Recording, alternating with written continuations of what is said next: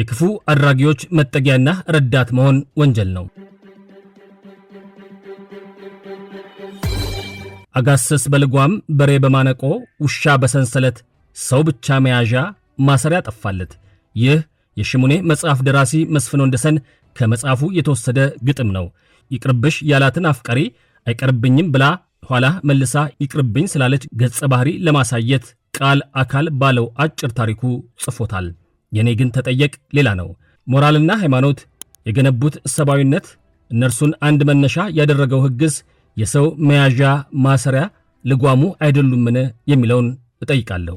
በሀገራችን ከቅርብ ጊዜ ወዲህ በተደጋጋሚ የሚፈጸሙ እገታዎች ይሰማሉ። ፈጻሚዎቹ በቁጥር በርከት ብለው አስጨንቀውና ምርጫ ሳጥተው ገንዘብ ከታጋቾች በጭካኔ ይሰበስባሉ። መቼም ይህንን የኃጢአት ገንዘብ ለብቻ አይበሉም። በአንድም በሌላ መልኩ ለቤተሰብም ለዘመድ አዝማድም ያካፍላሉ። ይህ ድርጊታቸውም ሆነ ማንነታቸው በዘመድ አዝማዱ፣ በጎረቤቱ፣ በጥቅሉ በሚኖሩበት ማህበረሰብም ይታወቃል። ታዲያ እንዴት በዝምታ ያልፋቸዋል? ነግበኔ እያለ የራሱ ትልቅ ማህበራዊ ቅጣት ሳይቀጣቸው እንዴት ይቀራል? በህዝብ ላይ የሚፈጸም ወንጀልን እያወቁ እንደምን ዝም ይባላል? ሕጉስ ስለዚህ ምን ይላል? የሚለውን ሐሳብ ለዛሬ መርጫለሁ። አሁን በመጠኑ አወራለሁ። ከቀልባችሁ ሆናችሁ እንድታደምጡ እየጋበዝኩ አልሰማንም እንዳትሉ እላለሁ። ሕግ ወጥቶ ፖሊስ፣ አቃቢ ሕግና ፍርድ ቤት ተሳትፎበት ከሚጣል ቅጣት ባልተናነሰ የማህበራዊ ቅጣት ትርጉም ያለው ለውጥ ያመጣል። ወንጀለኛውን ካላገባ ጋብቻን፣ ካገባም ከድሩ፣ ከቁቡ፣ ከማህበሩ እያገለሉ የሰራኸው ሥራ ከኛ አይቀላቅልህም እያሉ የሚቀጡት ቅጣት ከባድ፣ አስተማሪነቱም ብዙ ነው። ወንጀልን ለመከላከልና ጤናማ ማህበረሰብ ለመፍጠር በብዙ ይጠቅማል። በተቃራኒው ያለው ነግበኔን የረሳም ዝምታ የወንጀለኞቹ መሸሸጊያ የመሆን ነገርም ጉዳቱ ከፍተኛ ይሆናል። ይህንን የተረዳው የወንጀል ሕግም መጀመሪያም ድርጊቱ በራሱ በሕዝብ ደህንነት፣ ሰላምና ተረጋግቶ መኖር ላይ የሚፈጸም ወንጀል ነው ካለ በኋላ በወንጀሉ በቀጥታ ባይሳተፉም እንኳን በአንቀጽ 479 ድንጋጌው የክፉ አድራጊዎች መጠጊያና ረዳት መሆንን ይከለክላል። ክልከላውም እንዲህ ይነበባል።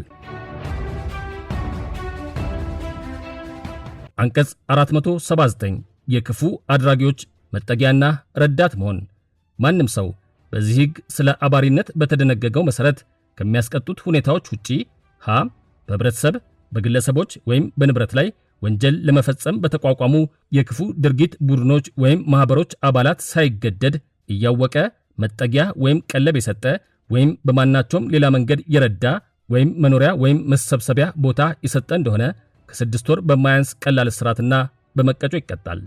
ለ በዛቻ ወይም በማናቸውም ሁኔታ ሳይገደድ የእነዚህን ቡድኖች ወይም ማኅበሮች መኖር፣ ዕቅዳቸውን፣ የሚገኙበትን ቦታ ወይም መሰብሰቢያ ቦታቸውን እያወቀ ለሚመለከተው ባለሥልጣን ሳያስታውቅ የቀረ እንደሆነ በቀላል እስራትና በመቀጮ ይቀጣል።